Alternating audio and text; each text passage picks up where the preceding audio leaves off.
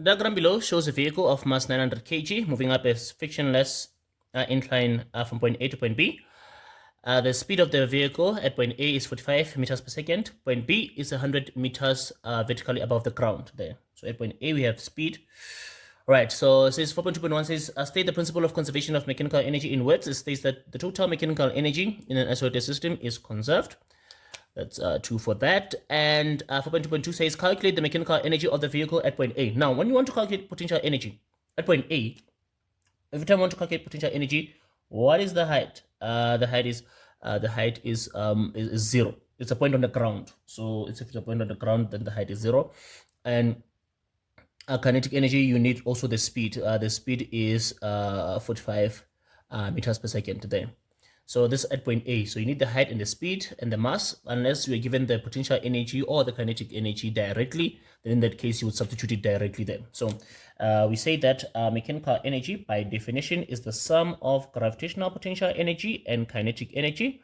And then potential energy is mass g height, and then kinetic energy is half mv squared.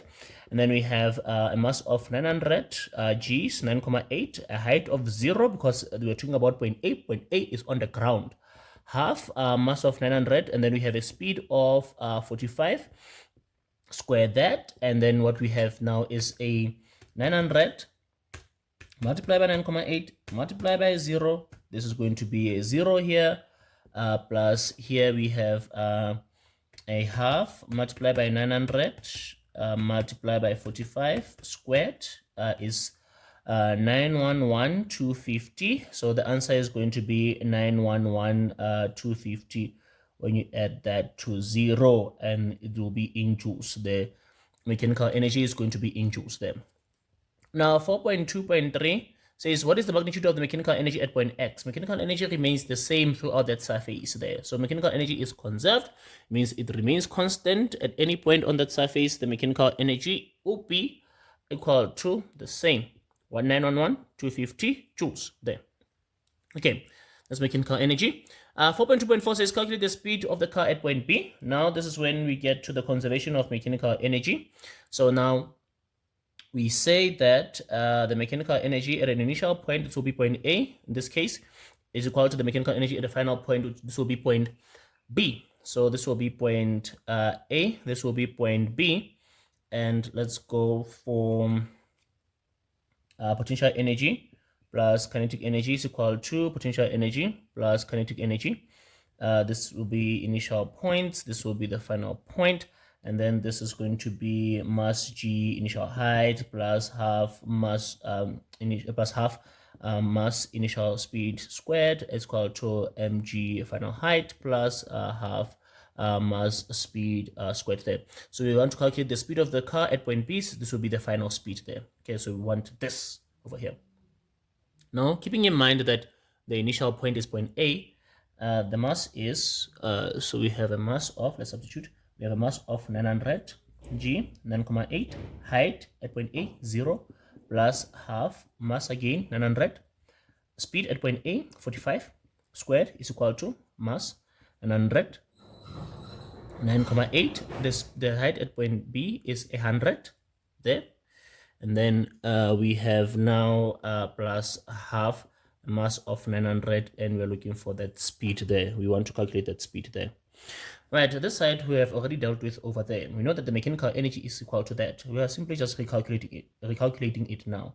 So it's 0 plus 911,250 is equal to 900 multiplied by 9,8 multiplied by 100. This is 882 is 882,000, and then 900 divided by 2, half of that. So here we have 450 final speed squared there. And now 0 plus that is simply just that. So now let's transpose this to this side. So you have 911,250 minus 882,000 is equal to 450 VF squared there. And then let's subtract 911,250 minus 882,000, and it's giving us a 29250 is equal to 450 VF squared. To finish it off, we start by dividing it by 450 first. on both sides, and on that side we have, let's divide this answer by 450, it's 65. So we have 65. This side we are left with final speed squared. Now we take the square root, now the square root of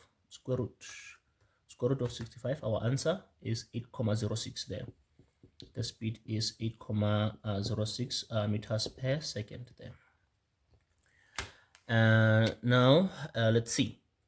4, 1, 2, 3, and 4, and 1.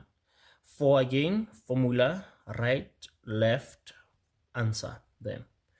And then this is out of 11 there.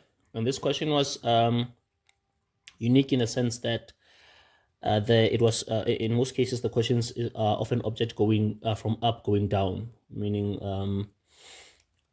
that the height before from a higher height to a lower height. So now it's a different question whereby the object is moving from a lower height to a higher height there. So most of the time we have this height as 0, and then now we have this height as 0, the height initial as 0 there, So it's a different question. Okay.